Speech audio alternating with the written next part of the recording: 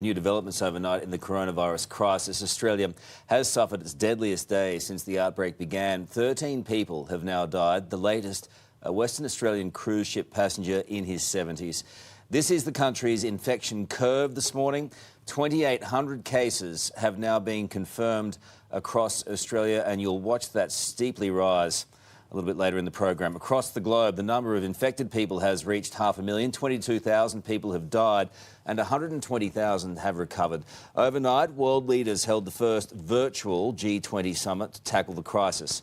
Concerns our intensive care units could run out of beds in as little as 10 days. And schools in Queensland, South Australia, WA and the Northern Territory will join Victoria in going pupil-free. Our team have all the latest covered for you this morning. Australia, though, is on a deadline to come up with a solution for sick coronavirus patients with fears intensive care beds could run out. As I mentioned, let's go straight to Today Melbourne reporter Christine Ahern. Chris, how dire is that situation? Carl, according to the Medical Journal of Australia, we could run out of ICU beds in 10 days and our mortality rate could be as high as Italy. That's if the federal government's social distancing measures do not work. Certainly the Victorian government is preparing for an influx of 2,000 ICU patients at the pandemic's peak, expected in May and early June. The problem?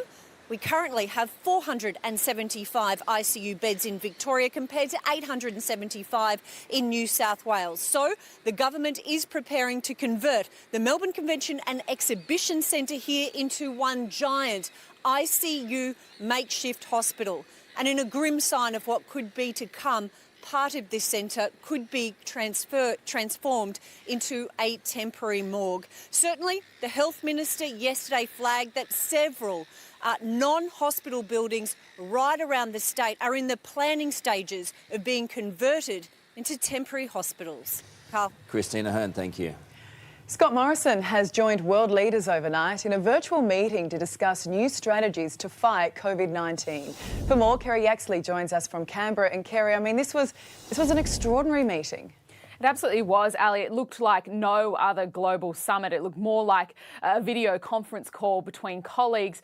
Leaders from the world's largest economies discussed things like keeping supply chains open for crucial medical supplies, the need to put money into antiviral drugs as well as vaccines, and the world's most powerful leaders agreeing that they have grave concerns for poorer countries. I'm told our Prime Minister mentioned the Pacific region in the meeting and said that Australia would be willing to help there if necessary. And today in Australia, the National Cabinet will meet. They will discuss further stimulus measures to possibly freeze bills for some businesses as retailers close their doors, Ali. OK, thanks, Kerry.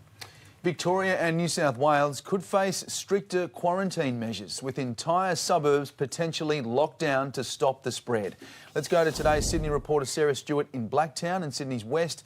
Sarah, how could these shutdowns be put in place? Yeah, good morning to you, Alex. Well, these shutdowns could be in place as soon as this weekend. We know our leaders are meeting today. They're going to have some very serious discussions and make some decisions. We are being told by both the New South Wales and Victorian premiers they are prepared to go alone to break away from the Commonwealth, and that could happen as early as tomorrow. It is possible that they could do suburb shutdowns. It is more likely that they will do a statewide shutdown, but they have released the suburbs in both states where we are seeing the highest number of cases. In New South Wales, it is Waverley, places like Bondi, followed by the city centre, followed by the northern beaches. In Victoria, it is the Stonnington Council, places like Toorak and South Yarra, followed by the Mornington Peninsula and then central Melbourne. They are stressing, though, while we will be told to stay home, essential services, banks, petrol stations, post offices, supermarkets and pharmacies would all stay open. Alex? Important info, Sarah. Thank you. Thousands of children across the country won't need to go to school next week, with multiple states introducing pupil-free days. One of those is the Sunshine State, where we're joined by Jessica Millwood in Brizzy. Jess, good morning to you. There's still a lot of inconsistencies across the nation on this.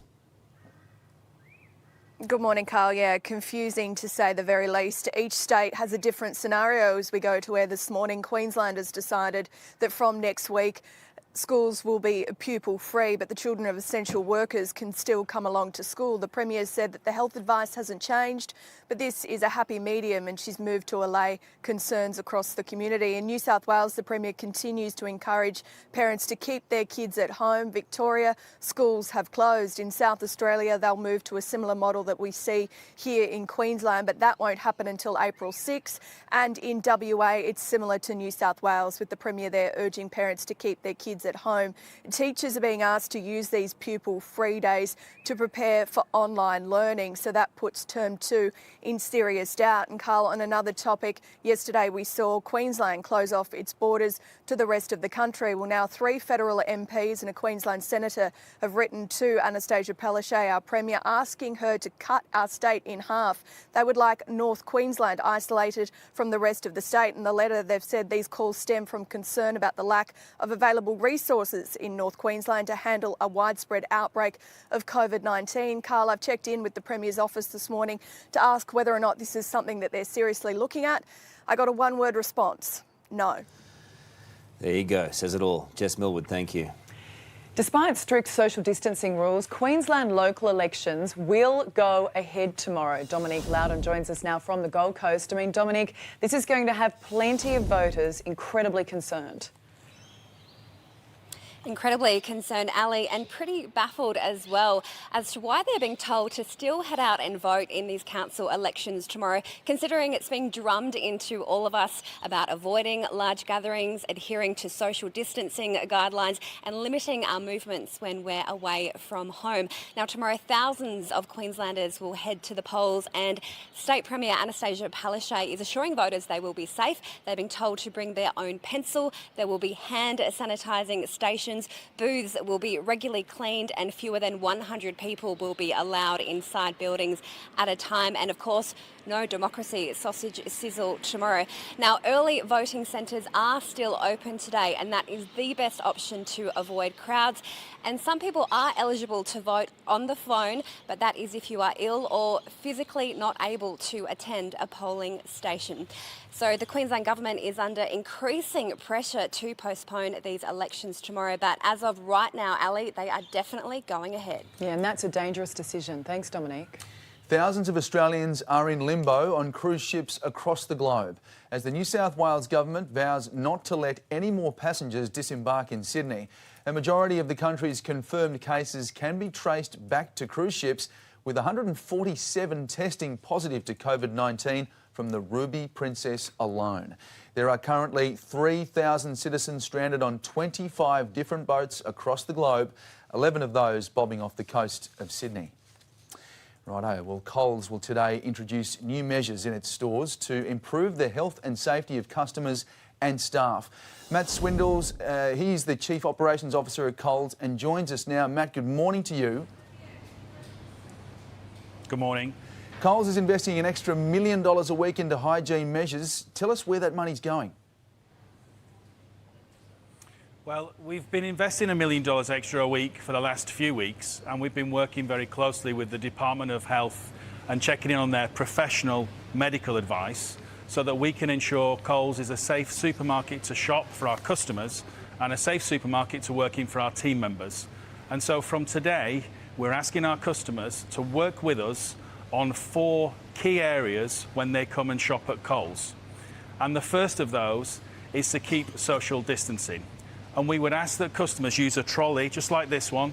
It's a great representation of what 1.5 metres looks like, to ensure that when you're in the store and in a queue, you're keeping that social distancing space appropriately at 1.5 metres. The second part is to ask people to unload their groceries at the end of the checkout and then wait for the customer in front to complete their transaction before they proceed. That again ensures social distancing, keeps everyone safe. The third part, and probably the biggest change that we're asking customers to work with us on, is that when your groceries are scanned, that you pack your own bags at the end of this checkout. That reduces the amount of contact on the bags that customers bring in between themselves and our team members, and will significantly reduce the risk. We know this is a big change for customers, and we're asking that we can all work together and make that happen from today. And then the fourth final part is to use contactless pay wherever possible, reducing the risk of handling money and transferring the virus, contactless pay is a safer way to go. So for customers, 4 things: trolleys, distance, unpack at the checkout, please pack your own bags, and contactless pay. And then for our team members, we've secured 12,000 litres a week of hand sanitizer. There is no substitute for washing your hands with this virus. OK, Matt, that's very, 12,000 very litres important. a week for all checkout operators to keep We're going to have clean. to leave it there, Matt. That's very important info. Thank you so much for your time. That's Matt Swindles there from Coles. The coronavirus death toll has soared in the United States as the infection rate climbs above 37,000. Correspondent Alexis Daesh joins us from New York now. A very quiet New York. Lexi, how are hospitals there coping? Well, Carl, they're not. And there is one hospital in particular here in New York that is right on the front line. It's called Elmhurst in Queens. And in the space of 24 hours, 13 patients died there, some of them before they even got a hospital bed. They passed away while they were in the emergency room. And remember, that's just one of this city's hospitals. There's another one in Manhattan, Bellevue Hospital, where the military has moved in and they're essentially setting up a makeshift morgue with white tents ready to take victims in. So look, the situation here is very grim. The governor has stepped up. He's updating New Yorkers every single day. And today he gave some advice I think we could all take something from. When the pressure is on is when you really see what people are made of. In a personal relationship, in a business relationship, people can be great when everything is great. The question is, what does a person do when things aren't great? And Carl, looking at the bigger picture here in the US, we now know that 3.3 million Americans have now filed unemployment claims. It's a lot, isn't it? Lexi, thank you.